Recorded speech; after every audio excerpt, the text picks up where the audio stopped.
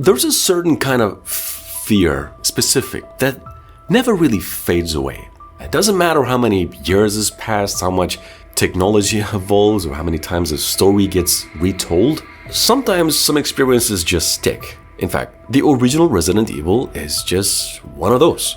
Not just because it helped define survival horror, but because it created a feeling the modern games have spent decades trying to recapture. And now, of course, with strong reports that Capcom's rebuilding Resident Evil 1, once again using its modern RE engine, it really feels like that original nightmare is about to return in a way we have never quite seen before. This isn't just another remake conversation here. That already happened back in 2002 with the GameCube version, which many still consider one of the greatest remakes ever made. That version didn't just update graphics, it expanded the mansion, deepened the lore, refined the horror without losing what made the original special. So when people hear Resident Evil 1 remake again, the immediate question's pretty simple. Why do it again?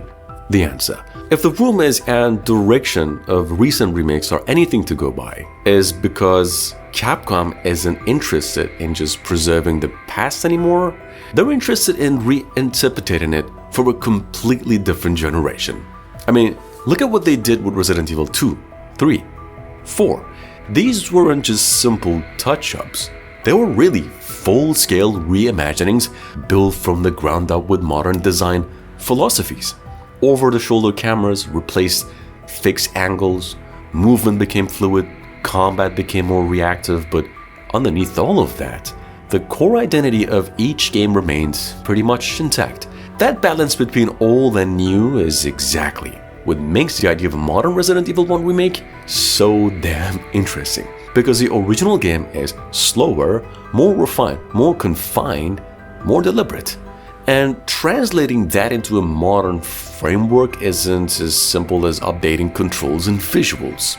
In fact, the Spencer mansion isn't just a setting, it's a character. Every hallway, every locked door, every creak of wood under your feet is part of the experience. In the original and its first remake, the fixed camera angles actually played a huge role in that.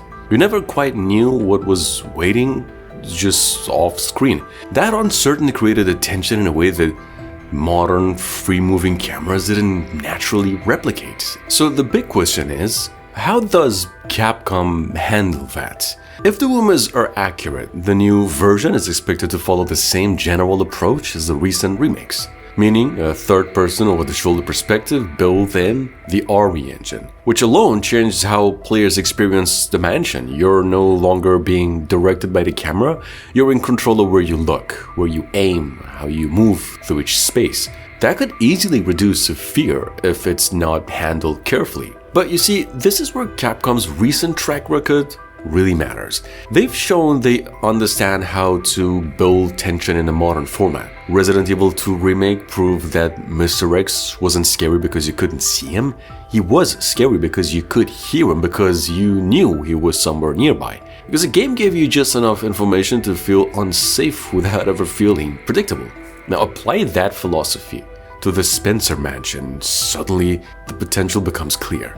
Imagine hearing something move in the next room. Not a scripted moment, but something dynamic. A zombie that didn't stay where you left it. A hallway that isn't as safe as it was 10 minutes ago. Like the mansion itself becoming less predictable the longer you stay inside it. That kind of design could bring back the tension in a completely new way. And then there's also the tone. The original Resident Evil had a certain charm to it, even in its horror. The voice acting, the pacing, the slightly exaggerated characters, it all gave the game a unique identity, but modern Resident Evil is shifted into something more grounded, more serious, cinematic. Well, if this remake is real and nearing completion, whatever, as multiple reports suggest, then it's likely leaning into that modern tone, which means Jill Valentine and Chris Redfield won't just be archetypes, they will be fully realized characters, closer to how they've been portrayed in recent games. More emotion, more tension in their interactions, more weight behind every decision they make. And that matters, because the story of the first game is actually more important than people sometimes remember. Why? This is where everything begins.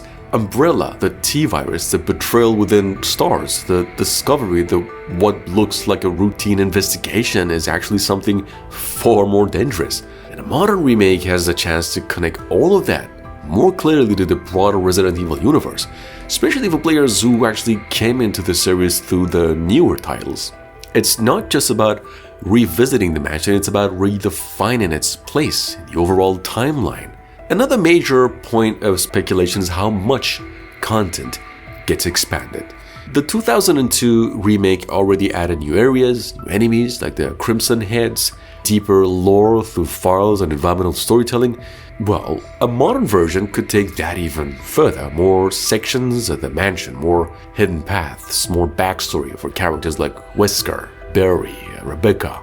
There's also the possibility of dual companions, being more distinct this time around. In the original, playing as Jill or Chris offered different experiences, but a modern remake could push that much further. Unique story beats, different encounters, different perspectives, the same events.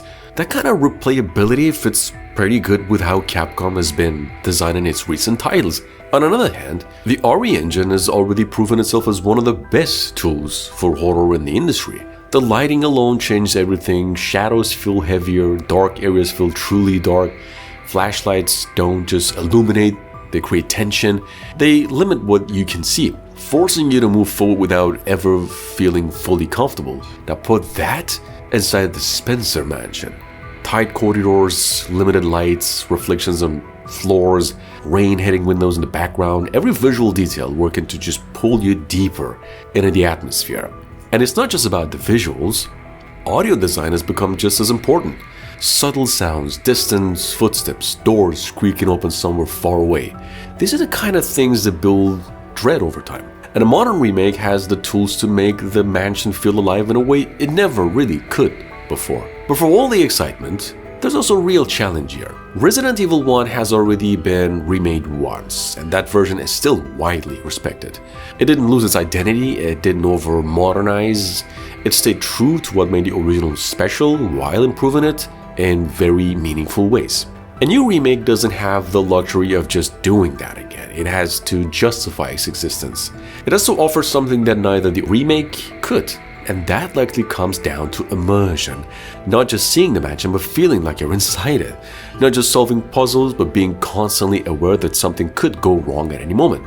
In fact, if this remake leans into that, if it respects that foundation while building something new on top of it, then it has a real chance to stand alongside Capcom's best, newest modern releases. Maybe even surpasses them. If the rumors about its development and progress hold true, well, this might not turn out to be just another remake, it might come as a return to the moment that defined the genre, rebuilt with everything the industry has learned ever since. And the same question players asked decades ago, do you really want to go in there?